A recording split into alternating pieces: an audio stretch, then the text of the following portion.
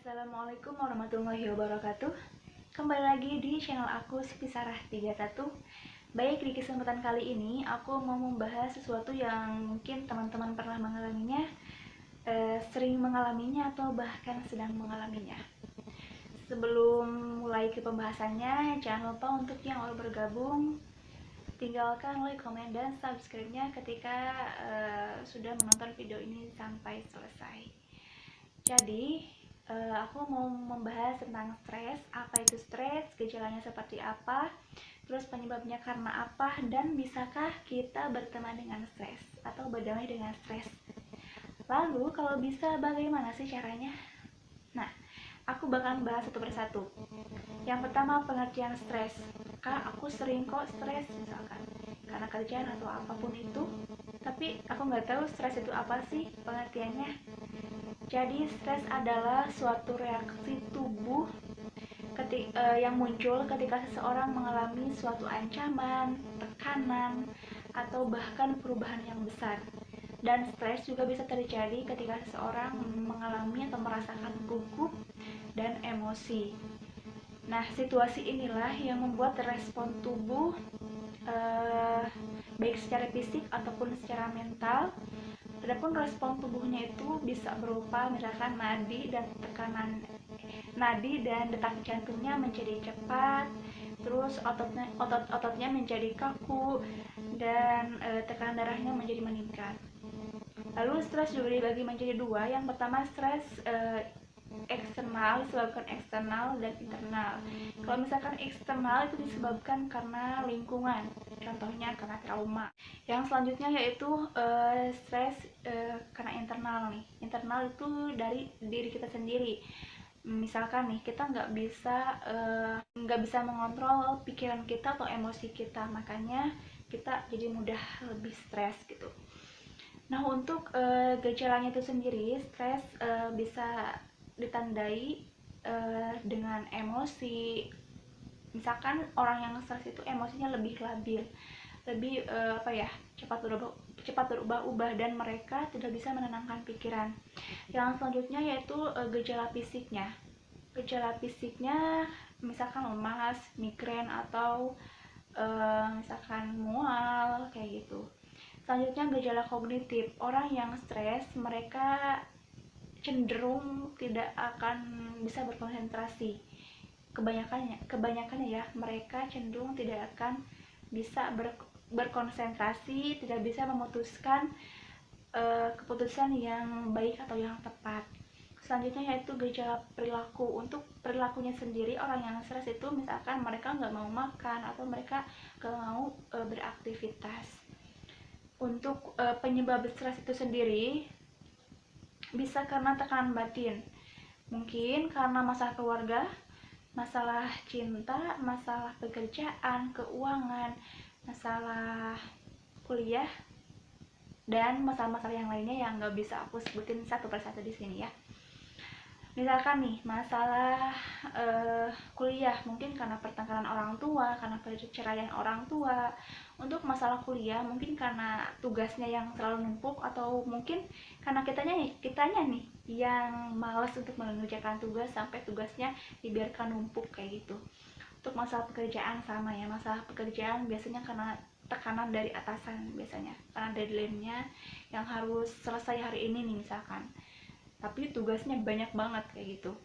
Untuk masalah percintaan nih yang sering bikin kita stres, bisa karena putus cinta, ditolak cinta, atau ditinggalkan sama orang-orang yang tersayang. Oke, kita akan masuk ke intinya. Bisa nggak sih kita berteman dengan stres? Bisa banget. Caranya gimana? Caranya yang pertama yaitu fokus untuk mencari solusi. Karena terkadang nih ketika kita stres, kita cenderung kayak nggak bisa mikir jernih, pikiran kita malah negatif. Misalkan nih ya, ketika seseorang putus cinta, stres ditinggalin, kayak udah nggak punya harapan buat kedepannya gitu. Padahal sebenarnya kita masih, tanpa dia juga kita masih bisa baik-baik aja. Atau ketika dia sebelum datang dia juga kita merasa baik-baik aja. Berarti ketika kita ditinggalkan sama dia, kita juga masih bisa baik-baik aja. Kita cari solusinya. Solusinya bisa berupa, mungkin kita bisa curhat nih ke teman atau ke sahabat, minta solusinya bagaimana, bagusnya bagaimana. Mungkin bisa nanya ke temannya tips move on tuh kayak gimana sih biar aku nggak stres kayak gini. Atau mungkin cariin dong aku pengganti yang baru, misalkan pengganti dia gitu. Kalau misalkan di masalah di masalah pekerjaan atau di masalah kuliah nih, kebanyakan karena tugas biasanya. Sebenarnya nggak salah banget sih dosennya, tapi kitanya yang terkadang menumpuk tugas menjadi lebih banyak karena kita merasa waktunya masih lama gitu. Nah, ketika waktunya udah mepet baru kita kerjain tanpa kita bisa berpikir apa yang kita kerjain itu salah atau benar, kita nggak peduli, yang penting tugasnya udah beres. Beda lagi nih kalau misalkan kita ngerjain ketika waktunya lagi santai, senggang gitu. Kita bisa ngerjain dengan teliti. Jawaban ini tuh kayaknya belum bener deh, belum pas deh. Coba deh aku cek lagi, coba deh aku hitung lagi, beda kan? Yang pertama yaitu tadi kita fokus cari solusinya. Yang kedua yaitu coba untuk menenangkan diri. Menenangkan diri bisa macam-macam ya, tergantung individunya. Ada yang menenangkan diri itu ketika mereka mempunyai masalah, bisa dengan cukup bersenda gurau dengan keluarga, atau mungkin mereka lebih memilih untuk berlibur, mau ke pantai, ke gunung, itu tergantung individunya ya. Atau mungkin sekedar bercengkrama dengan sahabat-sahabatnya. Dan yang lebih aku saranin sih, kita harus bisa lebih mendekatkan diri kepada Allah nih, biar kita merasa lebih tenang.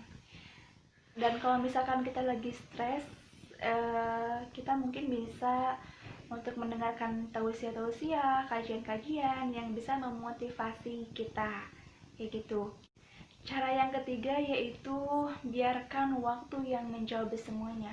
Ketika tadi kita sudah ikhtiar, ketika tadi kita sudah berdoa, sudah mencari solusinya, tapi kenapa ya kok masih kayak gini-gini aja, masih ada beban gitu.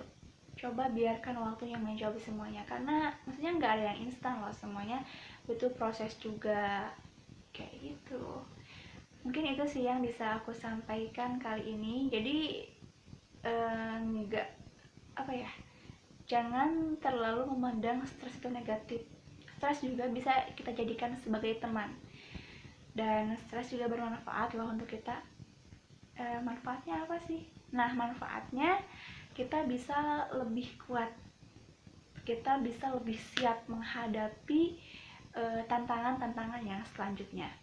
Jadi kita harus bisa melihat sisi positifnya, jangan hanya kita fokus ke sisi negatifnya aja.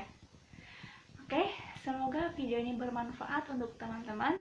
Jangan lupa like, comment, dan subscribe-nya, dan juga bisa di-share apabila bermanfaat video ini. Dadah, selamat bertemu di videoku selanjutnya.